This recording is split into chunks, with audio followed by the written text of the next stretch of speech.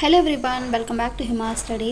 Last వీడియోలో మనం వచ్చేసి సెకండ్ లెసన్ అనేది నేర్చుకున్నామండి. ఇదిగోండి, పాఠశాల విద్యా ప్రణాళిక సాంఘిక శాస్త్ర వనరులు అనే లెసన్ గురించి అయితే నేర్చుకున్నాం కదా. నిర్వచనాలు కానీ మనకు పాఠ్యపుస్తక రచన, నిర్మాణాత్మక ఉపగమం, సో ఈ టాపిక్స్ అన్నీ కూడా నేర్చుకున్నాం. ప్రజెంట్ వచ్చేసి విద్యా ప్రణాళిక ఉపగమాల గురించి అయితే నేర్చుకుందామండి. అంతకంటే ముందు ప్రీవియస్ వీడియోని మీరు చూసి నెక్స్ట్ ఈ వీడియోని అయితే చూడాలి. ఎందుకంటే స్టార్టింగ్ నుండి కాకుండా ఇట్లా మిడిల్లో కూడా చూసామనుకోండి ఏ లెసన్ అనేది అర్థం కాదు కదా. సో మీరు వచ్చేసి స్టార్టింగ్లో ఉండే వీడియోస్ అంటే దీనికి ఉండే రిలేటెడ్గా వీడియో అయితే చూసిన తర్వాత ఈ క్లాస్ అనేది చూడండి.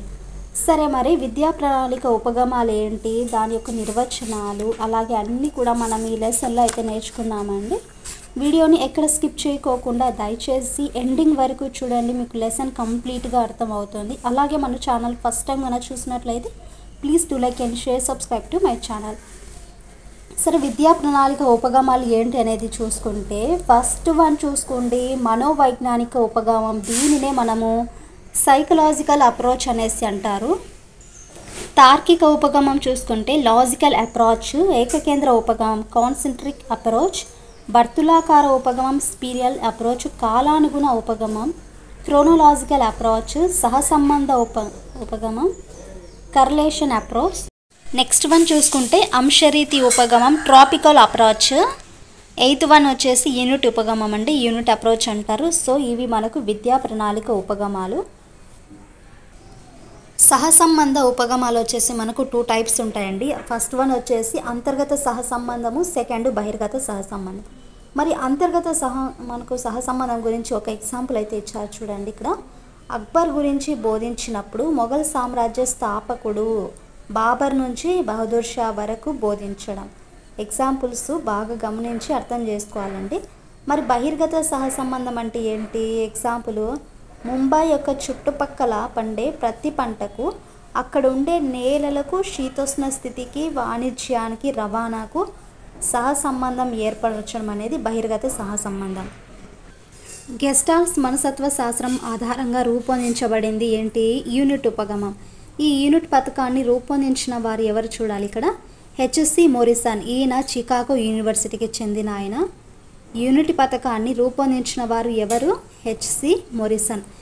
ఏ ఉపగమంలో సబ్జెక్ట్కు సంబంధించిన విషయాన్ని కొన్ని విస్తృత భాగాలుగా విభజించడం జరుగుతుంది? యూనిట్ ఉపగమం. అండ్ వన్ మోర్ థింగ్ అండి, ఇక్కడ అంటే లాస్ట్ అంటే ఫస్ట్ లెసన్ ఉంది కదా, ఆ ఫస్ట్ లెసన్కి సంబంధించిన పీడిఎఫ్ అనేది వరి అవ్వకండి, నేను అనేది లేట్ అయినా సరే సెండ్ చేస్తాను. ఎందుకంటే మెస్సిగా ఉంది అంత, ఇట్లా అండర్లైన్స్ అన్ని పెన్సిల్తో వేస్తాను కాబట్టి చదువుకోవడానికి ఇబ్బందిగా ఉంటుంది కదా అండి.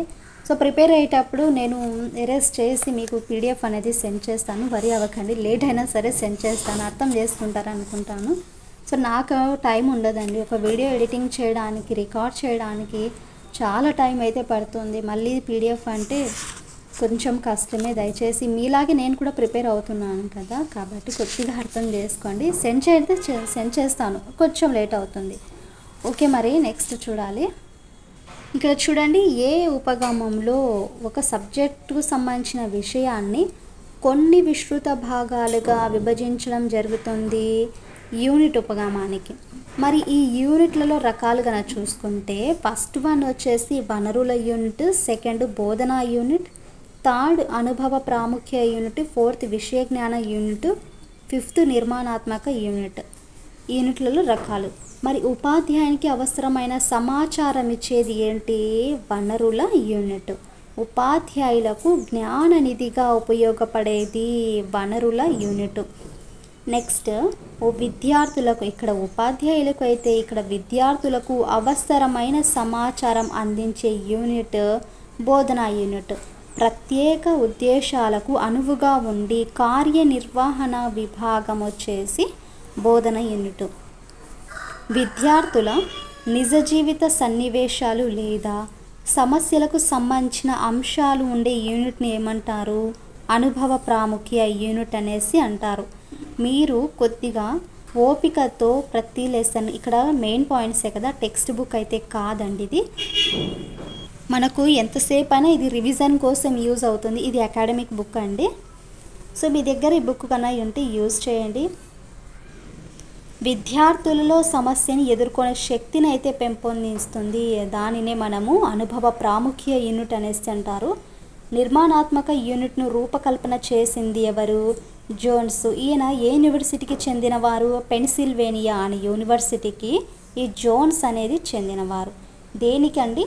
నిర్మాణాత్మక యూనిట్ను రూపకల్పన చేసింది జోన్స్.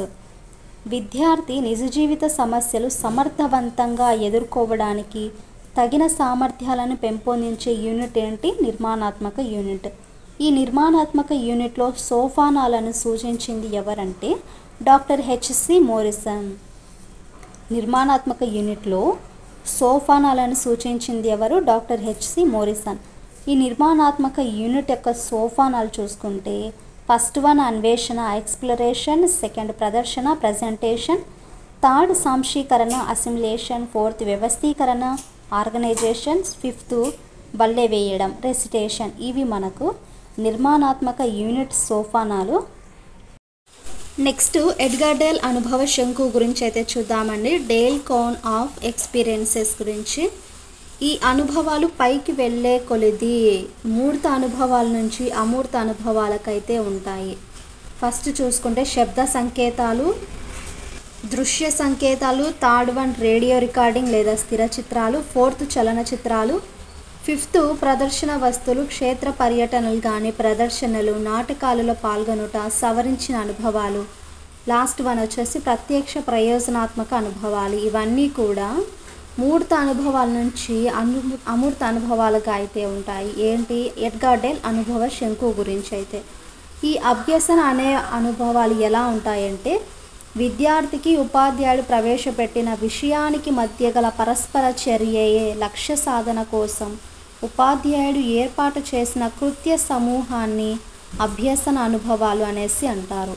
విద్యార్థికి అలాగే ఉపాధ్యాయుడు ప్రవేశపెట్టిన విషయానికి మధ్య గల పరస్పర చర్యయే లక్ష్య సాధన కోసం ఉపాధ్యాయుడు ఏర్పాటు చేసిన కృత్య సమూహాన్ని ఏమంటారు? అభ్యసన అనుభవాలు అనేసి అంటారు.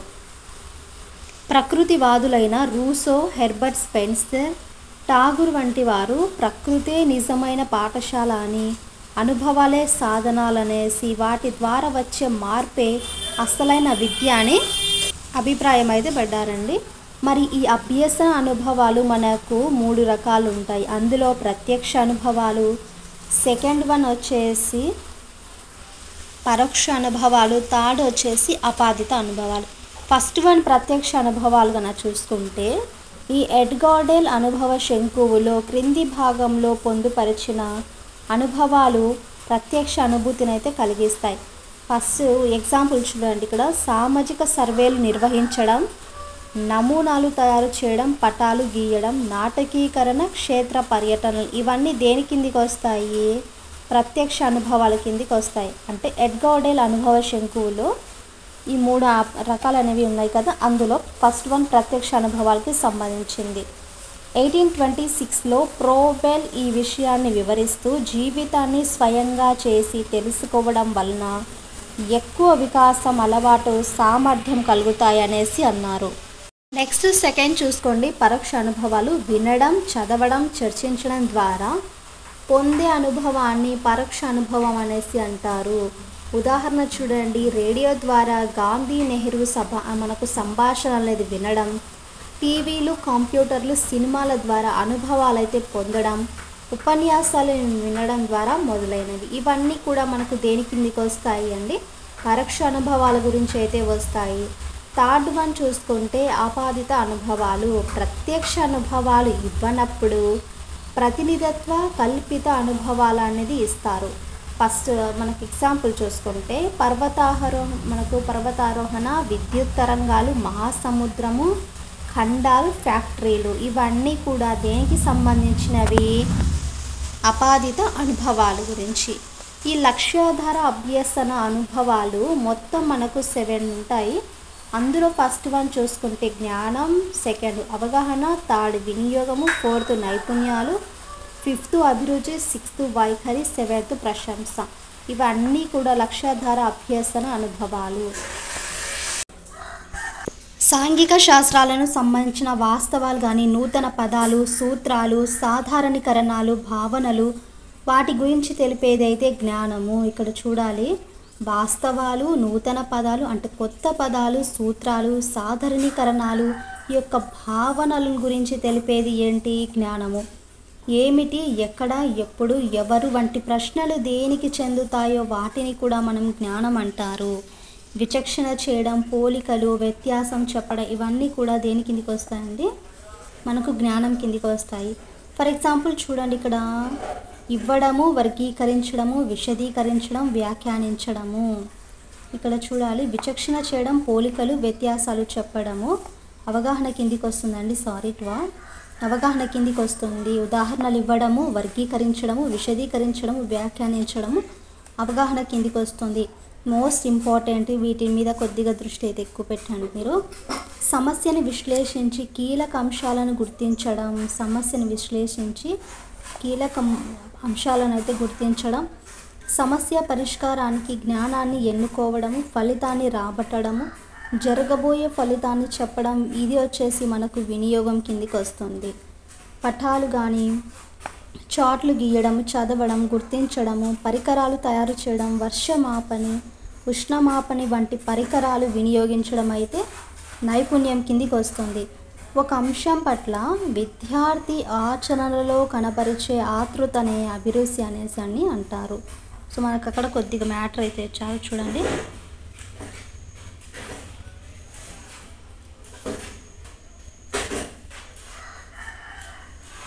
నెక్స్ట్ సాంఘిక శాస్త్ర ఉపకరణాలు చూసుకుంటే, ఒకసారి కళ్ళతో చూసినది 100 సార్లు విన్నదానికన్నా విలువ ఎక్కువ అనేసి వెస్లీ నిర్వచించడం అయితే జరిగింది.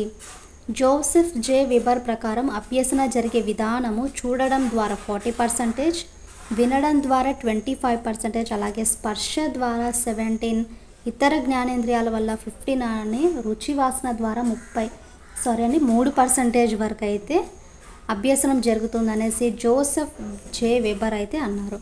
ఈ ఉపకరణాల వర్గీకరణ చూసుకుంటే 3 టైప్స్ ఉంటాయి. అందులో దృశ్య ఉపకరణాలు, శ్రవణ ఉపకరణాలు, దృశ్య శ్రవణ ఉపకరణాలు, విజువల్, ఆడియో విజువల్, ఇవి ఉపకరణాలకి 3 టైప్స్. చార్ట్లు, బొమ్మలు, ప్రదర్శన బల్లలు, రేఖాచిత్రాలు, త్రిమితీయ పరికరాలు వీటినైతే దృశ్య ఉపకరణాలని, tape record, gramophone, radio వీటిని వినడం మాత్రమే చేస్తాం కాబట్టి శ్రవణ ఉపకరణాలు అనేసి అంటారు.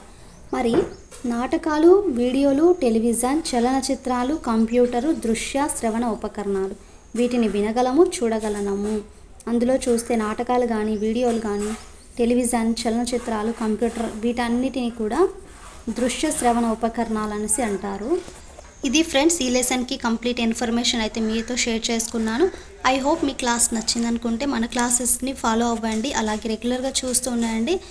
డిఎస్సి వరకు మంచి వీడియోస్ అయితే ఇలానే చేస్తూ ఉంటాను. Please do like and share, subscribe to my channel.